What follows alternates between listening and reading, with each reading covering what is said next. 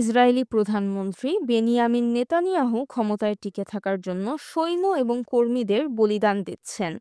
দেশটির বিরোধী দলীয় ডেমোক্রেটিক পার্টির নেতা এবং সাবেক জ্যেষ্ঠ সামরিক কর্মকর্তা ইয়ার গোলান নেতানিয়াহুর বিরুদ্ধে এমনই অভিযোগ তুলেছেন।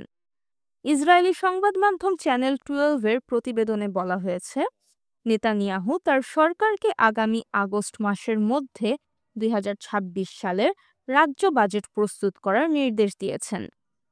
এটিকে সামরিক খসড়া আইনের কারণে জোট ত্যাগের হুমকি দেওয়া অতি অর্থোডক্স দলগুলোকে শান্ত করার পদক্ষেপ হিসেবে দেখা হচ্ছে।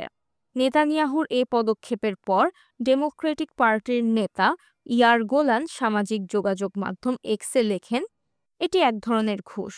সৈন্য এবং রিজার্ভিস্টদের গাজায় পাঠানো হলেও নেতানিয়াহু তাদের করের টাকা লুট করছেন এবং তা দিয়ে পালিয়ে যাওয়া অতি অর্থোডক্সদের ঘুষ দিচ্ছেন। নেতানিয়াহুর বিরুদ্ধে দুর্নীতির অভিযোগ এনে তিনি আরও লেখেন, নেতানিয়াহু একজন পরিত্যক্ত, দুর্নীতিগ্রস্ত এবং ব্যর্থ প্রধানমন্ত্রী, যিনি কেবল তার ক্ষমতা ধরে রাখার জন্য তার কর্মীদের বলি দেন।